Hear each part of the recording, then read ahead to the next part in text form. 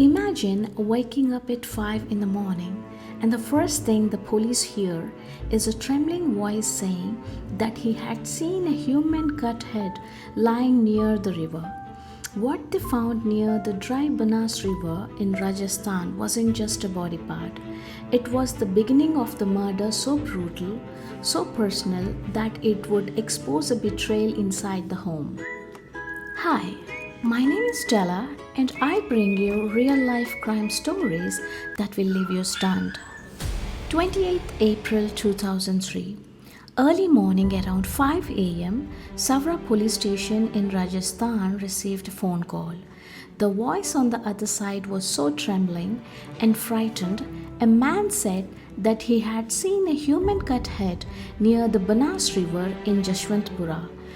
Before the police could ever ask his name, the call suddenly disconnected. The police immediately rushed to the spot. The Banas river was completely dry at that time. Near pillar number 11, they saw something horrifying, a human head. When they examined it closely, they realized it was completely burnt. The face was destroyed so badly that no one could recognize it. The crime scene was so disturbing. Police in charge, Surender Singh, arrived at the spot and began to inspecting the area carefully. They found two plastic bags filled with heavy blood nearby. They also recovered a full-sleeved shirt, a pillow cover, a plastic table cover, and two more plastic bags. But the biggest question was, where is the body? The police began searching the surrounding areas. About 2 kilometers away, they received information that a very foul smell was coming from the well. When they reached there, they saw a rice sack floating inside the well. As soon as they pulled it out and opened it, everyone present was shocked. Inside the sack was completely burnt, naked dead body found. The dead body has been brutally cut. The head was missing. Body parts were exposed in a horrifying manner. The condition was so gruesome that the people who saw it were frightened. During post-mortem, it was confirmed that the head found near Banas river and the burnt body from the well belonged to the same person, but the identity was still unknown. The burns were so severe that identification was nearly impossible. Since no one had ever filed any missing complaint, police finally performed final rites of the body, but preserved every piece of the evidence they found from the crime scene. 4 days passed. On 3rd May 2003, the police informed the local newspaper about the brutal murder. They mentioned one important detail: they had observed a steel surgical wire fixed on the left cheekbone of the dead body, indicating that the person had undergone a facial surgery in the past. About 120 kilometers away from Jashwantpura lies Kishangarh, known for its marble market. There lived a marble businessman named Bhavani Shanker Sharma. From the past few days, he had not been attending his office. Instead, his wife Nidhi Sharma was going to the workspace. Bhavani lived separately from his parents but visited them often. However, Nidhi frequently fought with him for being too close to his parents. She would stop him from visiting them and even threaten him. Because of these constant arguments, Bhavani often felt sad and miserable. Yet, despite everything, he never stopped loving his wife. On 25th April 2003, Bhavani visited his parents for the last time. After returning home, he called his father Durga Prasad and spoke with him. Neither of them knew it would be their final conversation. After that day, Bhavani never called again. Durga Prasad and his wife Bhavri Devi became worried. It was unlike Bhavani not to call them. Durga Prasad phoned Bhavani's workspace. The worker told him that Bhavani had not been coming and that his wife Nidhi was handling the office. Durga Prasad then called Nidhi and asked about his son. Nidhi coldly replied if he was so worried he should visit the workspace but not to come home, and disconnected the call.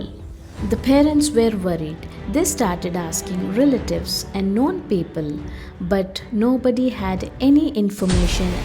On 4th May 2003, early morning, Durga Prasad was reading the newspaper. Suddenly, his hand began to tremble. The headline described a brutal burnt body found by Savra police, head and body separated, with a steel surgical wire on the face. Durga Prasad's heart sank.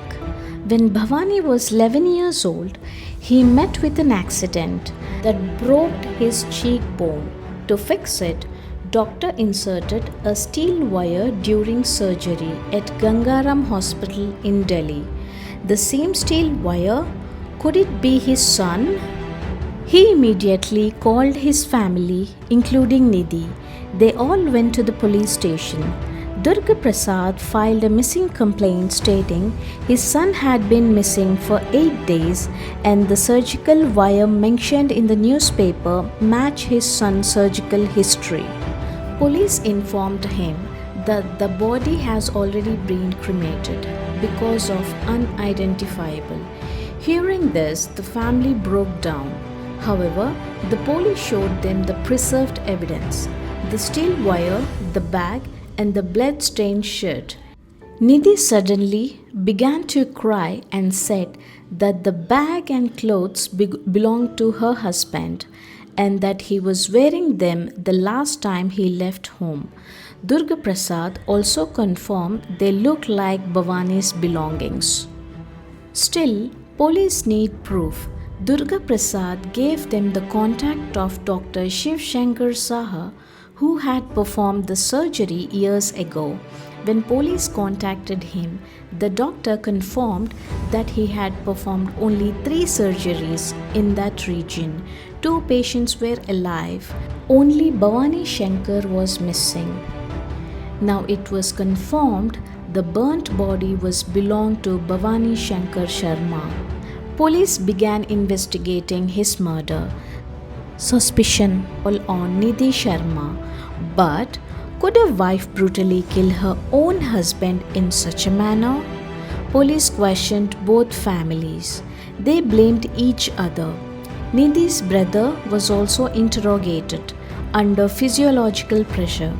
After she seeing her brother beaten badly by police, Nidhi finally broke down. She said she suspected her husband was a womanizer and partied at nights, but she had no proof. She also feared that he would transfer all his property to his parents because of his love for them. Out of suspicion and insecurity, she decided to kill him. She involved Bhavani's driver friend Ashok Vaishnav. 26th April 2003. Around 6 p.m., Nidhi mixed sleeping pills into Bhavani's juice. After he fell into deep sleep, she called Ashok. They laid Bhavani on a wooden bench and attacked him with an axe for multiple times. And they separated head and body. Blood floated heavily. She collected blood, about 3 to 4 liters, in a water tin. They tried to burn the body in the apartment basement, but it did not burn properly. So Nidhi placed the head on the stove and burnt it until the face was completely destroyed.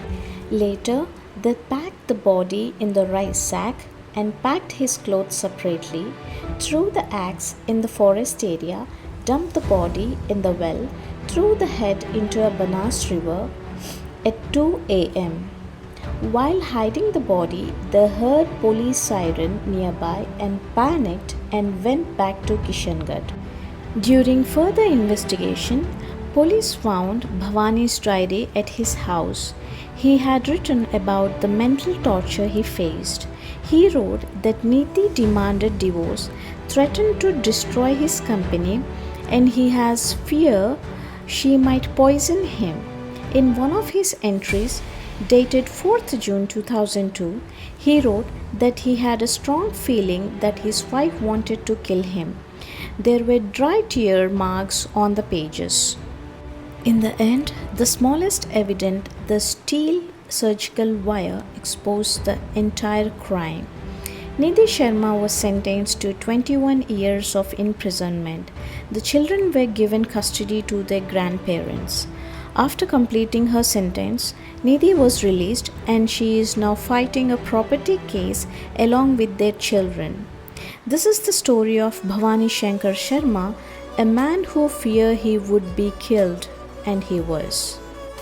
This was not just a murder, it was suspicion turned into obsession, love turning into fear, and a family destroyed forever. Thanks for watching my channel. Hit the bell icon for more updates. Bye bye.